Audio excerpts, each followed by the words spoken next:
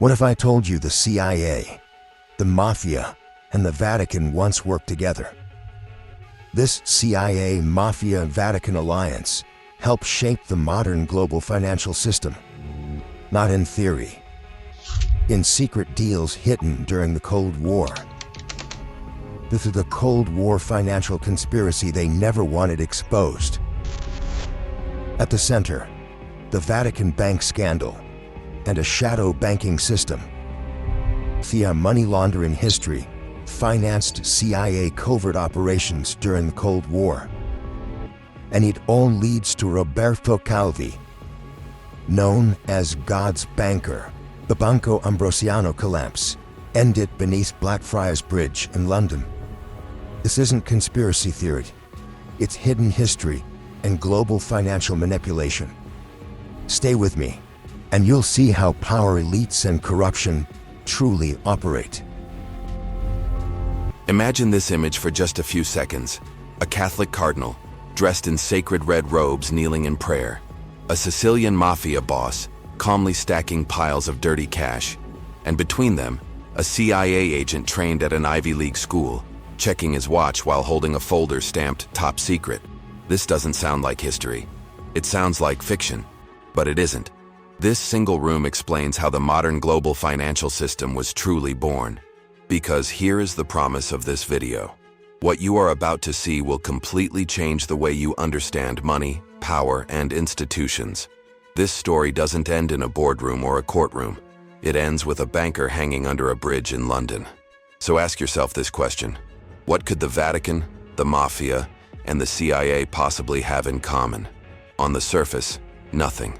One claims to save souls, one destroys lives, and the other protects national interests. They should be enemies. But when you peel back the official version of history, you uncover the real bond that united them. Not faith, not patriotism, but untraceable money. Dirty capital moving in the shadows, justified by fear, and weaponized by the politics of anti-communism.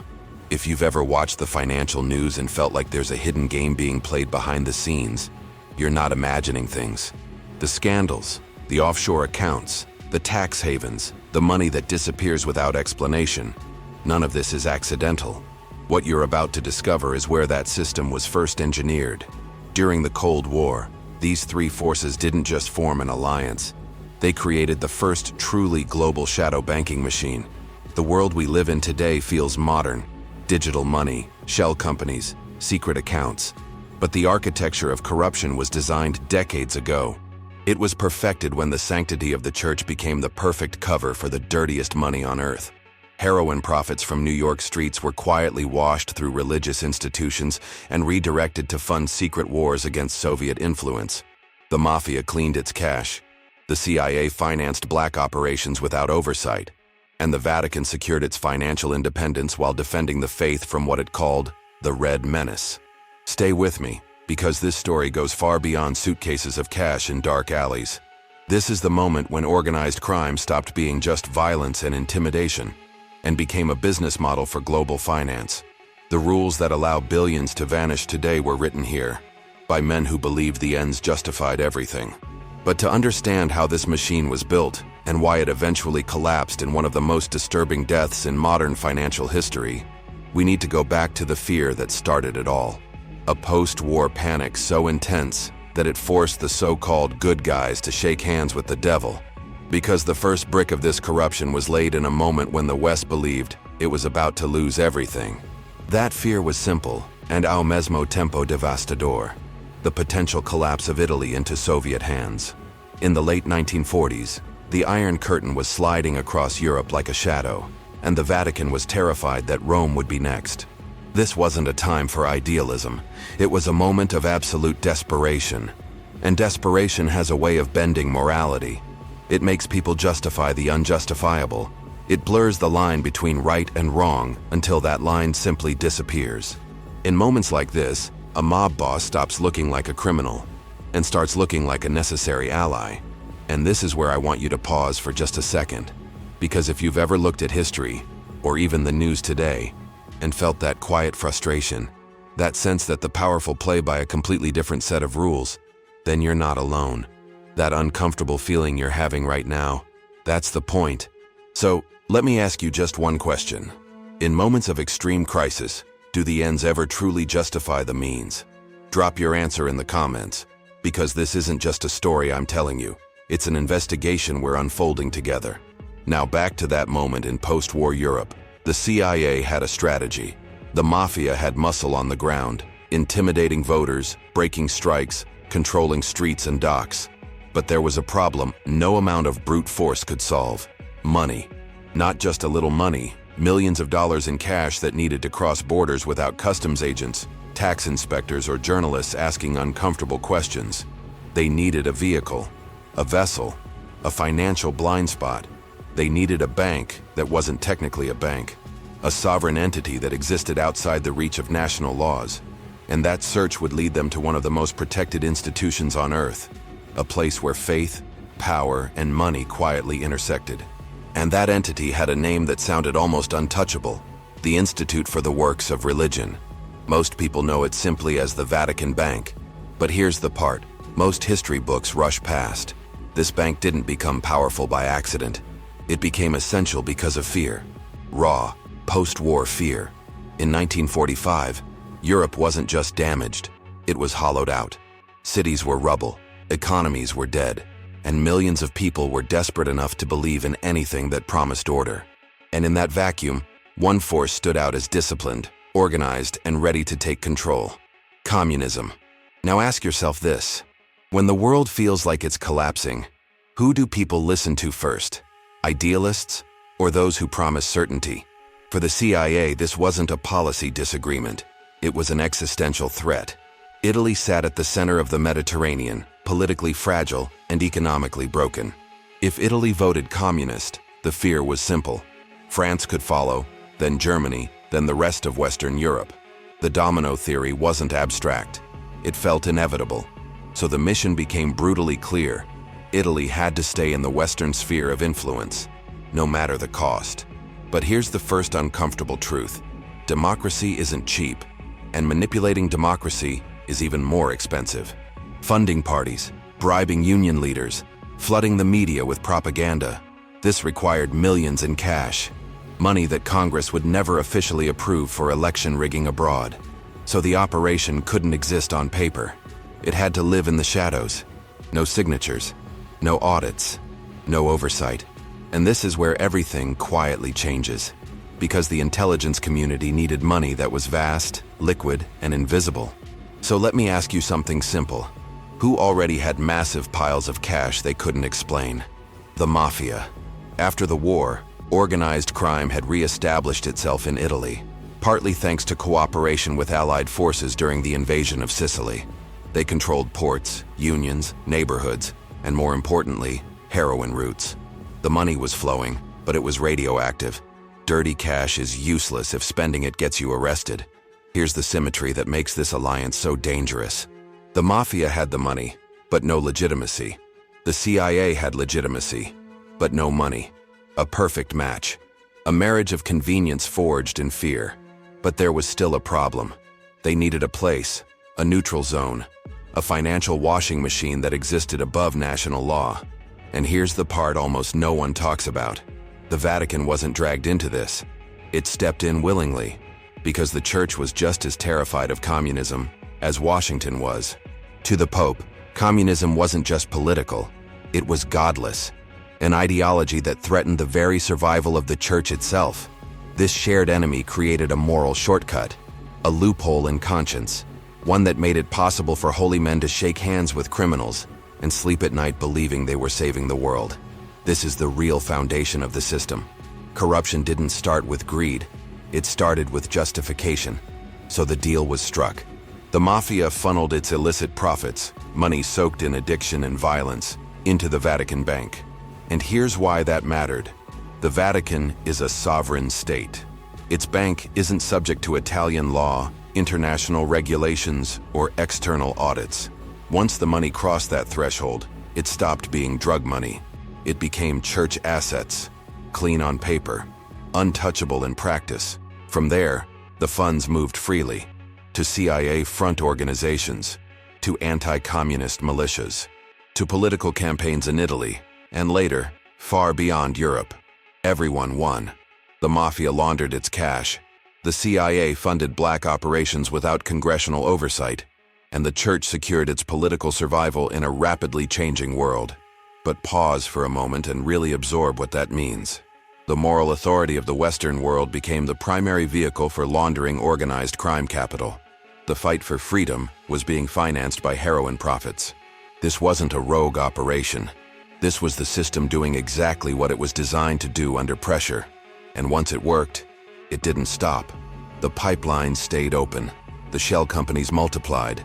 The bankers learned that rules were flexible for the right clients. What began as an emergency fix became a repeatable model. A template. Strip away the titles. Cardinal, Intelligence Director, Godfather. And what do you see? Executives. CEOs merging interests to consolidate power. Here's the chilling realization. We like to think corruption is a bug in the system, a glitch caused by bad actors.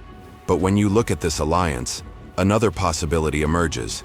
Corruption is a feature, the lubricant that keeps power moving when official rules become inconvenient. And this system didn't die with the Cold War. The structures survived. They evolved. They became the backbone of today's shadow banking world, where the origin of money doesn't matter, as long as it moves. At the center of it all stood an institution that claimed to hold the keys to heaven, while quietly holding the keys to the vault. This is a heavy truth. It forces us to rethink heroes and villains, faith and crime, law and power. Because sometimes, the only difference between a statesman and a gangster is who gets to write the history. If you're still with me at this point, write just one thing in the comments. I see the shadows. The institution at the center of this financial spiderweb wasn't a bank in any normal sense of the word. You couldn't walk in, open an account, or even see its name on a door. If you entered Vatican City, passed the Swiss guards in their Renaissance uniforms, and crossed into the Apostolic Palace, you would walk right past it without ever realizing. Hidden inside the tower of Niccolo V sat the Istituto per le Opere di Religione. The name sounded harmless, charitable, holy. But here's the shock. This was a commercial bank with a power no other bank on earth had. It was the central bank of a sovereign state. And that single detail changed everything. Because sovereignty is the ultimate financial shield. The Vatican is its own country, with its own laws, borders, and courts. Italian police had zero authority there. Tax inspectors couldn't enter. Judges couldn't subpoena records. A mob associate could be followed through Rome all day. But the moment he crossed St. Peter's Square, he was standing on foreign soil, untouchable. And inside those walls, the IOR's ledgers were classified as state secrets. No audits, no regulators, no questions. The only person above the bank was the Pope, and popes don't audit balance sheets. What this created was something unprecedented. A perfect financial black hole, where the origin of money could disappear forever. And here's the sentence that matters. This is where dirty money became respectable. Let's make this concrete. Imagine a mafia courier arriving in Rome with suitcases of cash from heroin sales in New York. Not thousands, millions. That money couldn't touch a normal bank without triggering alarms. But at the Vatican, the rules were different. The IOR accepted deposits with no identification and no questions asked. Accounts weren't in the names of criminals. They were labeled as charitable foundations or obscure religious orders. On paper, it looked holy. In reality, it was industrial-scale laundering. Once the cash entered Vatican vaults, the transformation began. The money didn't sit still. The IOR acted as a global clearinghouse. Using its sovereign status, it wired funds to major banks in Switzerland, Panama, the Bahamas, and eventually, Wall Street. And here's the trick that made it unstoppable. When the money arrived in New York, it didn't come from the mafia. It came from the Vatican Bank. Stamped clean, legitimate, investable. This is where the modern offshore system is born. Vatican-linked financial advisors created layers of shell companies in places like Liechtenstein and Luxembourg. Each company owned another. Lawyers signed for nominees. Directors existed only on paper. The money moved so fast and through so many jurisdictions that tracing it back to crime became mathematically impossible. At every stop, the blood was washed away, and the results were staggering. gangsters became investors. Drug money bought blue-chip stocks. Mafia bosses no longer buried cash in fields. They owned pieces of multinational corporations and Manhattan real estate. Wall Street didn't ask where the liquidity came from. It didn't want to know. Fees were paid, deals were closed, and boardroom decisions in New York and London were quietly fueled by shadow capital. This wasn't corruption at the edges. This was integration. Organized crime wasn't fighting the system. It was plugged into it. And if this structure feels familiar, it should. When you hear about the Cayman Islands, offshore trusts, or the Panama Papers, you're looking at the descendants of this exact model. The Vatican proved something revolutionary. If a sovereign entity refuses to share information, it can bypass the laws of every nation on Earth. Sovereignty became the most valuable asset in finance. The IOR was the first true offshore bank. It just happened to sit in the middle of Rome.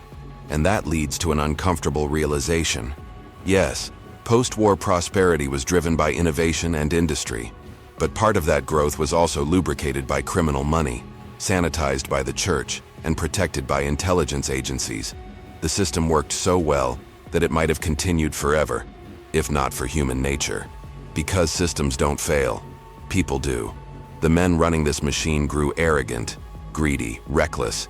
They began to believe they were untouchable, and that overconfidence would crack the entire structure wide open. At the peak of this unholy alliance stood figures so powerful they were called bankers of God, walking into any boardroom on Earth, without realizing they were standing on a trapdoor. That downfall is where the story turns deadly serious. Because next, we meet the men who pulled the levers. Not faceless institutions, but charming, brilliant operators with no moral breaks. If you're following the money with me and seeing how the system was designed from the inside, write one thing in the comments. The system was rigged. Every massive criminal machine needs faces, and every financial tragedy needs men who believe they are smarter than the system itself. These were not common criminals. These were architects of collapse. Two men who pushed this scheme too far. One embodied the predatory hunger of the underworld. The other, the cold elegance of the financial elite. To understand why this entire structure was doomed from the start, we need to meet the shark and God's banker. Let's begin with Michel Sindona. At first glance, he didn't look dangerous. No guns, no threats, no alleyway violence. Sindona was a Sicilian tax lawyer, polished, discreet, always surrounded by spreadsheets and controlled smiles. Yet in the financial backrooms of Milan and New York, he had a nickname that said everything: the Shark. Because Sindona understood something most criminals never did. The true bottleneck of crime isn't violence, it's accounting. The mafia was drowning in money it couldn't use. Sindona didn't offer protection, he offered alchemy. Dirty cash transformed into respectable capital. Crime reborn as investment. Here's the part that makes him terrifying. Sindona wasn't just corrupt. He was brilliant. One of the sharpest financial minds of his generation. And that made him infinitely more dangerous. He connected the Cosa Nostra to high international finance, speculated against Italy's own currency, destabilized national economies for profit, while being praised by politicians as the savior of the lira. He proved that a criminal with a calculator could cause more damage than 100 men with guns. The underworld no longer needed to hide. It could wear a suit, but the shark needed an ocean. And that ocean was Roberto Calvi. If Sindona was aggression in motion, Calvi was silence, introverted, socially awkward, almost invisible, and yet obsessed with control. Calvi rose to become chairman of Banco Ambrosiano, Italy's second largest private bank.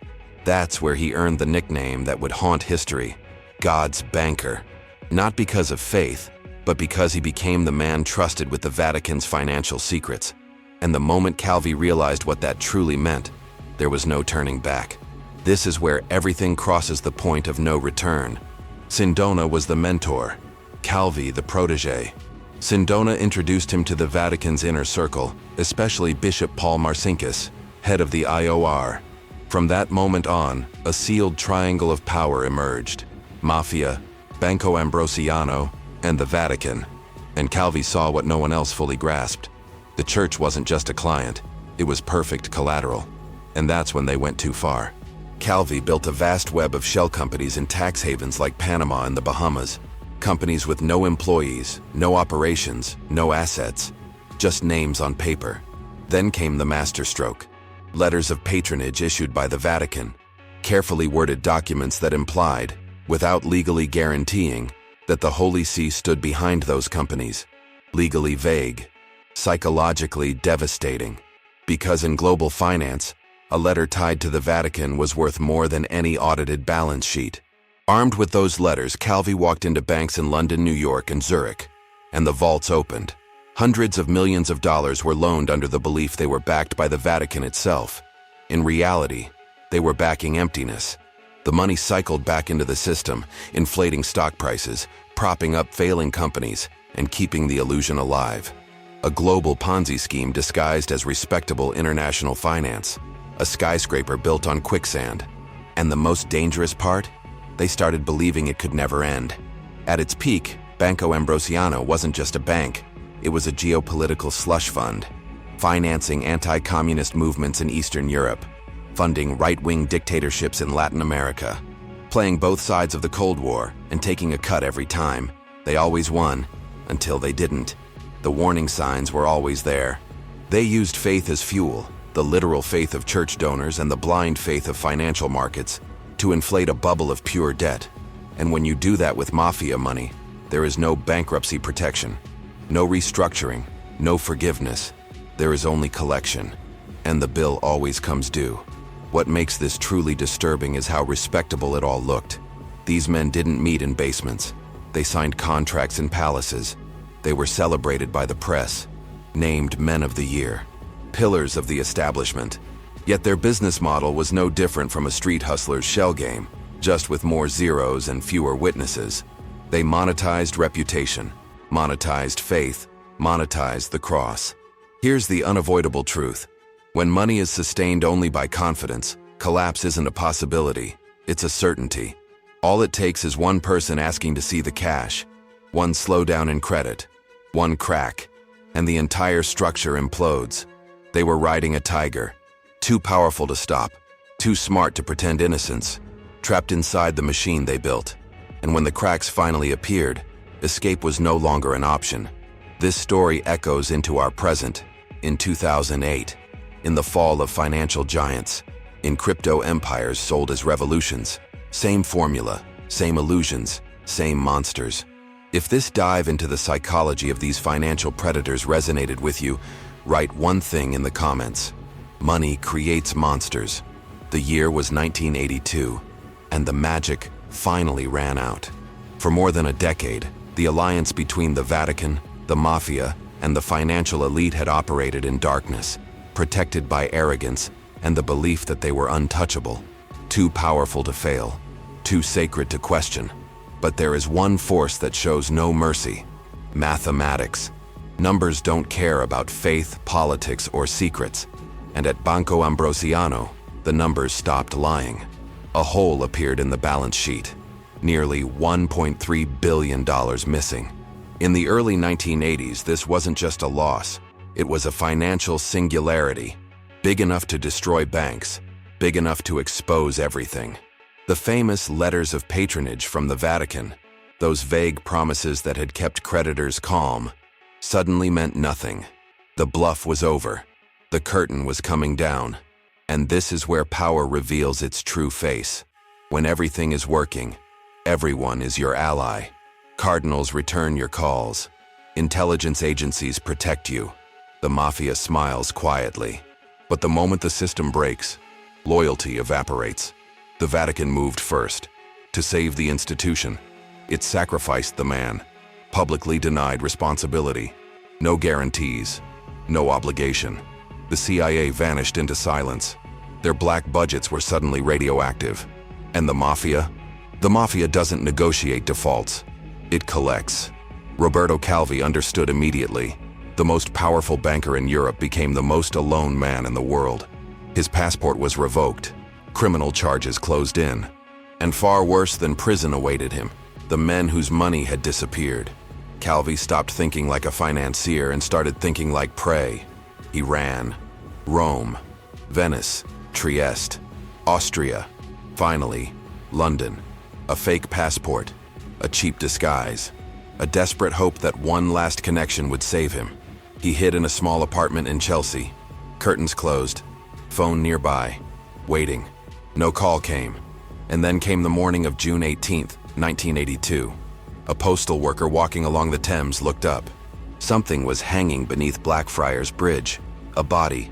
Roberto Calvi, the banker of God, suspended in the cold London air, an orange rope around his neck, an expensive gray suit soaked with river mist. Still, silent, but the details made it impossible to ignore. His pockets were heavy, not with gold, with bricks, nearly 12 pounds of stones stuffed into his jacket and trousers, and alongside them, cash, thousands of dollars, multiple currencies. This wasn't death, it was theater. A message carefully arranged. The initial ruling claimed suicide, but it was an insult to logic. No man crosses half of Europe, climbs scaffolding in the dark, weighs himself down with masonry, and calmly hangs himself like this. And then there was the location, Blackfriars Bridge. In Italy, members of the secret P2 Masonic Lodge, the same lodge tied to Calvi, Sindona, generals, bankers, and politicians, were known as Frati Neri, Black Friars. This wasn't random. It was a signature, a ritual execution. The brick symbolized masonry. The money mocked his greed. The bridge named his crime. The message was simple. Silence is not optional. That image shattered a global illusion. For decades, the world was told that high finance was clean, regulated, civilized. That organized crime belonged to the streets, not the boardroom. Calvi's body proved the opposite. The bank and the alley were the same place. Decisions made in gilded Vatican offices ended with a rope under a dirty bridge in London. This wasn't a criminal infiltrating a bank. This was a bank becoming the criminal enterprise. The so-called suicide of Roberto Calvi was the final invoice for a system built on fraud. When disputes over money couldn't be solved with contracts, they were solved with death. In the shadow banking world, bankruptcy is not an option. The price is your life. Banco Ambrosiano collapsed, but the system survived. The money moved, the structures adapted, the methods evolved. Different names, same machinery. And the legacy of that body hanging under Blackfriars Bridge remains a warning written in stone and rope. Illicit money always demands a sacrifice. Institutions may endure, individuals do not. If this moment gave you chills, if you're realizing how thin the line between finance and violence really is, write one thing in the comments. The truth is, in the shadows. When the police tape finally came down from Blackfriars Bridge and the headlines about God's banker disappeared, the world chose closure over curiosity. The official story was comforting. The villains were gone. Roberto Calvi was dead. Michel Sindona was in prison, where he would later be murdered with cyanide-laced coffee. The Vatican made a so-called voluntary contribution of $250 million to creditors, and the scandal was declared resolved. Case closed. Justice served. But that version of events is not the truth. It is a narrative designed to help society move on without asking the most dangerous question of all. What if the system worked exactly as intended? Because when you look closely at what followed, it becomes clear that Banco Ambrosiano was not a malfunction. It was a prototype, a proof of concept. The scandal did not expose a broken system. It revealed a successful one.